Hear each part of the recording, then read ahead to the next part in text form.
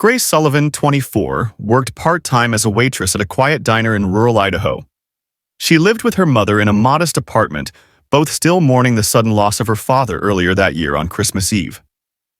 The diner was nearly empty. Most of the regulars had gone home to be with family, leaving behind only a few quiet souls seeking comfort and warmth in mugs of coffee and slices of holiday pie.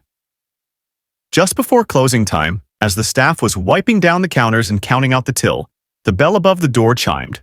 An elderly man stepped in from the snowy night, wearing a threadbare coat and scuffed shoes.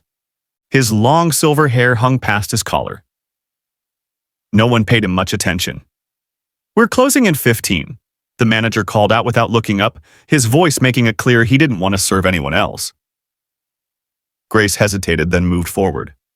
"I'll take care of him, Joe. It's Christmas Eve." The manager sighed loudly but gave a reluctant nod. Grace guided the old man to a booth by the window, where soft light from nearby storefronts shimmered across the tabletop.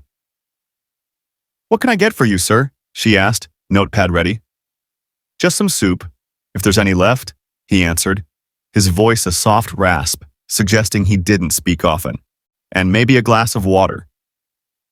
Grace slipped into the kitchen and returned with a steaming bowl of potato soup, a generous portion, and a gingerbread cookie from the front counter, iced in festive red and green. "I added the cookie," she said, placing it down. "No one should miss out on a treat at Christmas."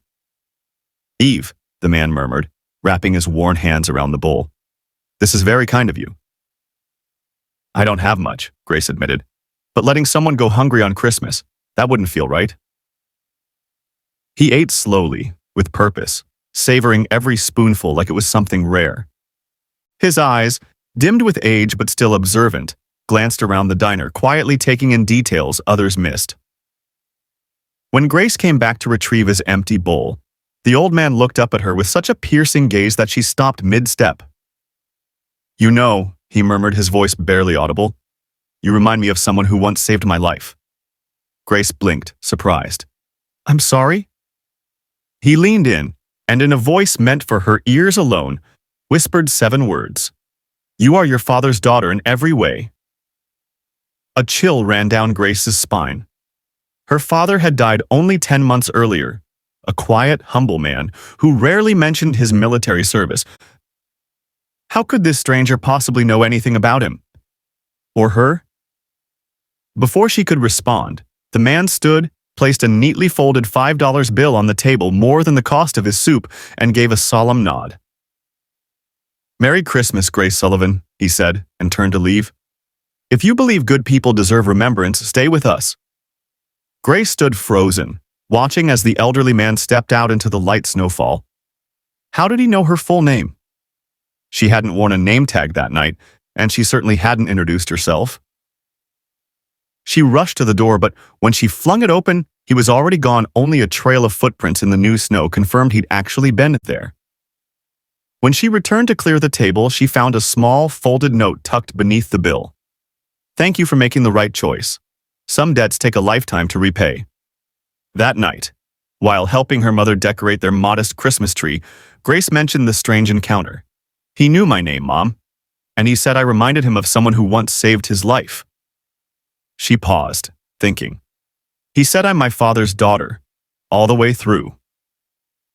Her mother's hands froze, a glass ornament suspended in midair. What did he look like? Grace described the silver hair, the weathered face, the eyes that carried decades of stories. "And how old would you guess he was?" "Late 70s, maybe early 80s. Her mother slowly sank into a chair, the color draining from her face.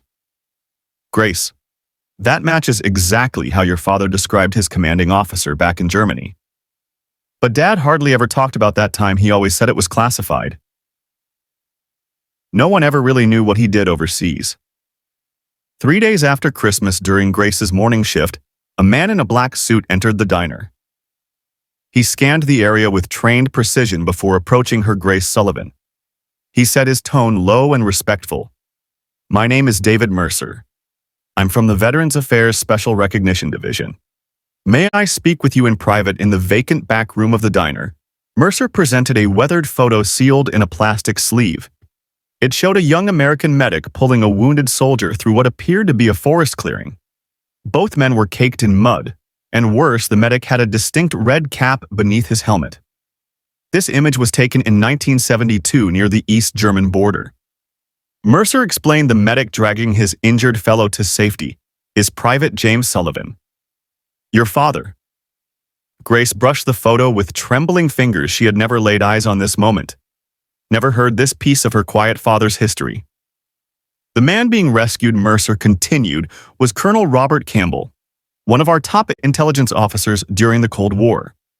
After he healed, he led multiple key missions before disappearing mysteriously not long after his retirement in 1989.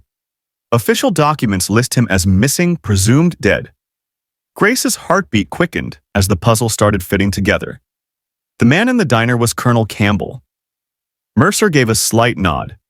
"That's our conclusion. He's been living under the radar for decades for reasons that remain classified, but facial recognition from the diner's security footage confirms it's him, the first confirmed sighting in almost 30 years. But why would he visit me?" "Why now?" Grace asked. Colonel Campbell made a pledge. "After your father saved him, he vowed to watch over the Sullivan family to repay a life debt one day," Mercer said after a pause. "We think he's been watching your family quietly for years, waiting for the proper moment."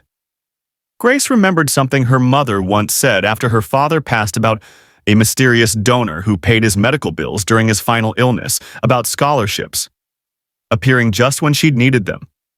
"When he learned your father had died," Mercer continued, "we believe he chose to make one final visit to pass the torch of gratitude directly to you."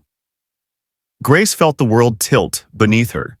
The kindness she had shown a lonely old man on Christmas Eve hadn't been chance. It was the final step in a promise made long before her birth, a circle of honor finally completing itself. 3 days later, Grace was being escorted through checkpoints at a military site she hadn't known existed.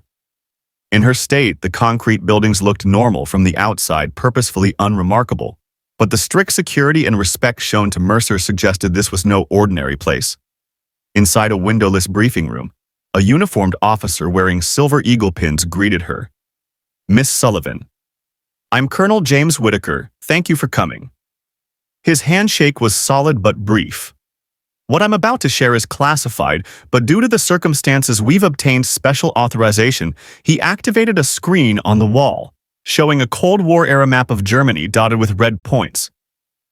"Your father wasn't just a medic, Miss Sullivan. He served in a highly trained recon team near the Iron Curtain. The night captured in that photograph, when he rescued Colonel Campbell, took place during a mission that helped avoid a potential nuclear disaster. The specifics remain sealed, but the outcome shaped history." Grace tried to reconcile this revelation with the gentle man who taught her to fish and helped with her homework. "He never mentioned any of this. He wouldn't have." Whitaker responded, "Those operations required absolute secrecy even decades afterward. What we can confirm is that Colonel Campbell made a vow that night as your father carried him out of enemy territory despite taking 3 bullets in his own leg." Whitaker slid a folder across the table. Inside were records of regular deposits into a trust account. In Grace's name, small college grants she had received, even the unexplained insurance payout that covered her father's final treatments. Campbell made it his duty to protect your father's family, however necessary. He's quietly honored that vow for years. Grace's hand trembled as she flipped through documents detailing a lifetime of silent protection she never knew existed. After your father's passing, Campbell apparently decided to make one last personal gesture. Whitaker's tone softened slightly. He wanted to see James Sullivan's daughter with his own eyes to ensure the debt had truly been paid. But why appear as a homeless man? Why not just say who he was? Campbell still has enemies.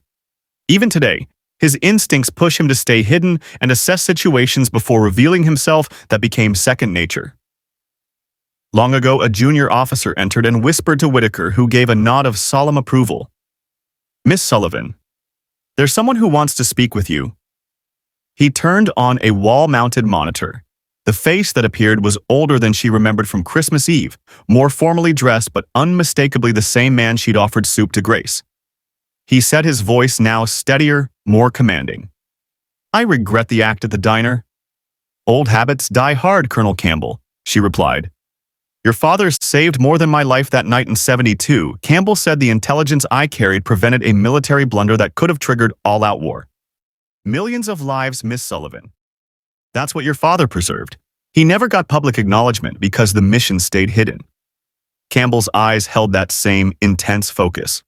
She recalled how it felt like the camera cut straight into her soul when I watched you hand a meal to someone who appeared to be a homeless stranger on Christmas Eve with no hesitation or judgment. I knew it right away, the same quiet courage, the same instinctive kindness. James Sullivan's legacy was alive and well. In his daughter, Grace couldn't hold back the tears that rolled down her cheeks. There's something else, Campbell said. The trust account set up for you has now matured. It will fully fund any studies you want to pursue, whatever path you choose. Your father once spoke of your dream to become a doctor. That opportunity is now yours. Military officials gave Grace time alone to process the news. When she finally stepped out of the briefing room hours later, she held her father's service medal, awarded posthumously and hand-delivered by a representative of Campbell, along with a letter describing the education fund established in her name. The full story never reached the press, but within military circles a secured video started to circulate. Night surveillance footage from the diner's camera showed the older Campbell bowing before a small photograph of James Sullivan, which Grace always kept tucked in her wallet. The timestamp read 11:52 p.m. on Christmas Eve. A week after that, the Veterans Support Foundation contacted Grace, offering her a role as ambassador for their winter outreach efforts. The position included a stipend and flexible schedule to accommodate her upcoming medical school journey that spring. Grace received a package containing her father's red medic cap, the very one from the 1972 picture, along with a short note that read from one Sullivan to another. The legacy continues when Grace came back to the diner. It wasn't to serve tables, but to launch a new annual custom, a free Christmas Eve meal for veterans and anyone alone. For the holiday, have you ever made the right choice when no one else would? Your story matters too. The next Christmas Eve, Grace stood before an empty table in the diner, gently placing a plate of gingerbread cookies. Beside a photo of her dad, next to it sat the red medic cap laid out as if its unseen owner were joining the evening. The diner, which once closed early during holidays, now glowed with warmth and vitality. Every seat was filled. Elderly vets, families facing hardship, and solo wanderers, all enjoying a holiday dinner together. The Sullivan table, as it came to be called, stayed symbolically empty each year. A young boy who had just entered foster care after the loss of his parents walked over. Shyly, Grace smiled and gestured to the open seat. "Would you like to sit here?" she asked gently. "My dad always believed no one should be alone on Christmas." The boy nodded, eyes wide, as he looked at the photo and the distinct red cap. "Was he a soldier?" the boy asked. "He was a healer," Grace replied. "Someone who helped when people needed it most." As the evening went on, Grace moved through the room, ensuring everyone felt seen. She paused when the bell above the door chimed and Mercer walked in. Giving her a quiet nod, he handed her an envelope. Inside was a brief message in a handwriting she recognized. "The circle continues. Well done." Grace understood immediately. Somewhere in the crowd, perhaps Campbell himself was present, or maybe just one of his trusted few. The details weren't important. What mattered was the unbroken thread of kindness passed on to a new era.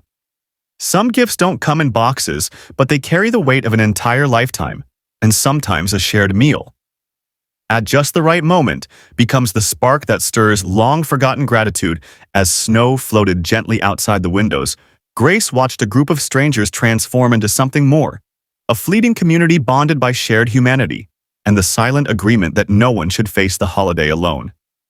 Her father would have smiled at that. Have you ever done something small that reached far beyond what you intended? Share that moment, because kindness only needs the right heart at the right time. Follow for more unforgettable moments where we honor the truth that doing good, no matter how small, is always worth remembering. Don't you have anyone to spend Christmas with? Her voice trembled slightly as she laid her hand on the cold tabletop. The elderly man just nodded, his gaze fixed on the tiny plastic tree in the center of the empty diner. She slid a piece of cake toward him. "Then let me be your first tonight." He studied her expression for a long moment, then leaned closer and spoke 7 words. 3 days later, she got a phone call from DC, and her life was never the same again.